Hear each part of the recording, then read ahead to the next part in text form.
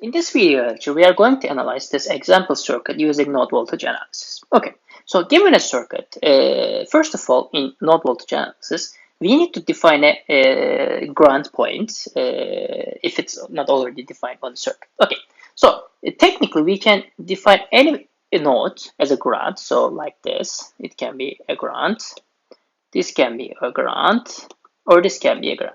Okay. So theoretically, there's no difference. Practically, we generally label the node which has a maximum number of branches. 1, 2, 3, 4 here. As you can see, 3 here, 3 here. So one good choice of ground is this. Okay, good. So this is ground node, our reference node, and by definition, we assume that VG is equal to 0 volts. Okay, the next step is labeling the nodes and the voltage nodes. So this is a node VA, this is a node VB, this is a node VC, and this is a node VD. Okay, this is nice. Sometimes in midterms and homeworks, we label the nodes for you, and we want you to analyze for the given ground and node distribution. But sometimes you need to figure out the nodes by yourself. Okay, good. So the next step is figuring out if there is a supernode or multiple supernodes or not. Okay, what is a supernode? Supernodes happens when there is a connection between nodes, and this connection is technically connected via a voltage source. Okay, so we have two voltage source. Okay, so VA, VB, there is a voltage source in between them. So technically, these two nodes are connected in terms of a supernode structure.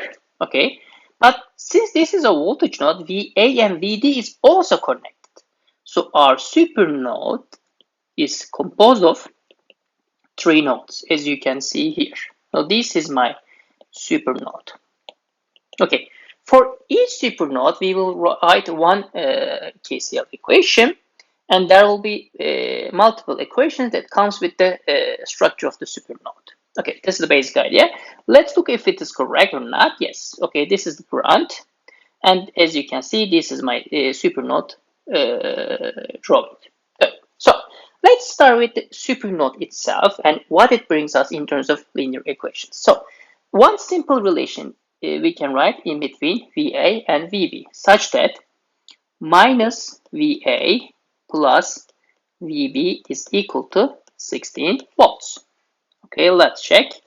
It's correct. Okay, so I store all of my equations here, and I will use all of my linear equations and combine them and analyze the circuit. Okay, the other equation relates VA and VD using this dependent voltage source. Okay, let's try to use that. Okay, minus VA plus VD is equal to 8I1. Okay, what is I1? I1 is here. I1 is equal to 8 times, okay, minus VB divided by 2. Ohm, you can write ohm, it is not a big deal. Why it's minus? Because this is VB, this is 0. VB minus 0 divided by 2 ohms gives the current in this direction. But however, I1 is labeled in the upwards direction, so we need to put minus here. Okay, good. So let's analyze it further. Okay, minus VA plus VD plus 4VB is equal to 0. Let's check if it's correct. It is correct. Minus VA, 4VB plus VD is equal to 0. Okay, that's great. So now we derive the equations associated with the supernode structure itself. Now we can write a KCL for the supernode. Okay, so in order to do that, we need to label the currents or branches associated with the supernode first. Okay, so in general, I prefer drawing the currents that leaves the node. It's as a for convenience. You can do anything. Okay, this leaves the node, this leaves the node, this leaves the node, and this leaves the node. Okay, so let's check. As you can see, all of them is consistent with my convention. Okay, so it's totally fine if you just change the directions, or if you just direct all of the currents inwards direction. It's up to you.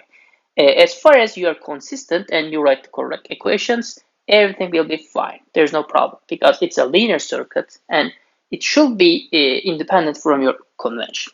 Okay, good. So let's write the case here. What is the current here? VA divided by 4.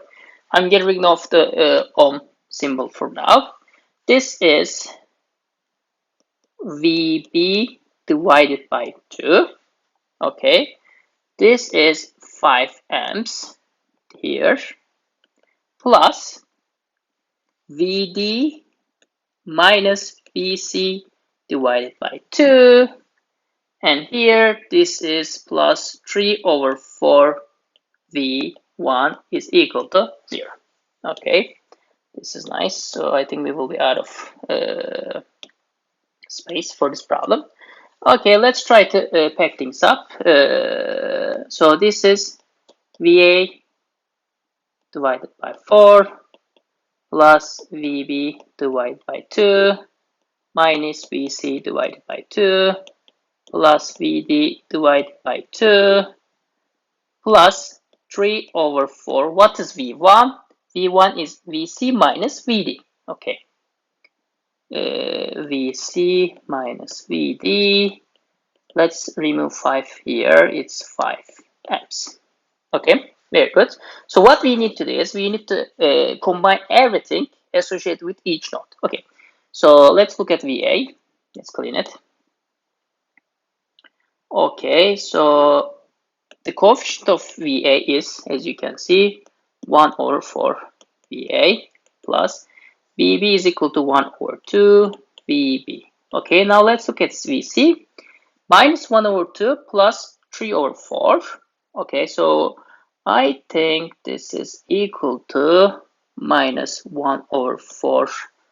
Okay, VC. Okay, I think it's correct. VC minus 1 over 4 VC. Let's check if it's correct or not. Okay, that's fine. Is it minus or plus? Okay, so minus VC, no problem with that. And we have 3 over 4. Okay, no, it's not correct.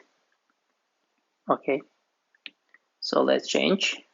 Okay, so you should be a little bit careful with the signs. 1 over 4 VC minus 1 over 4 VD is equal to minus 5 amps. Okay, so I need to know all of the coefficients here.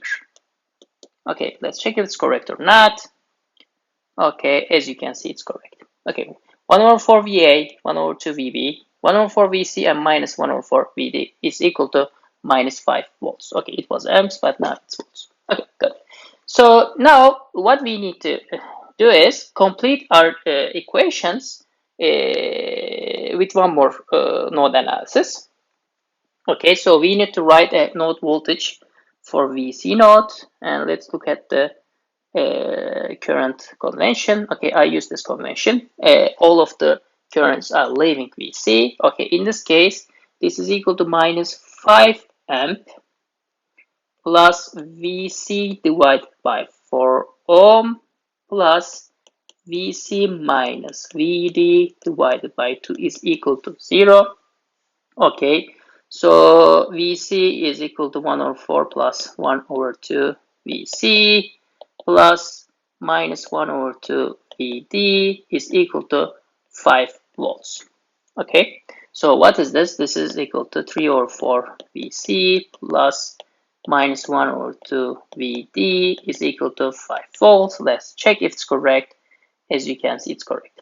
Okay, so how many unknowns do we have? Is 1, 2, 3, and 4. How many equations?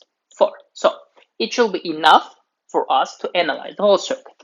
In the problem, our only goal is to compute V1. Okay, but not voltage analysis. Analyze your complete circuit.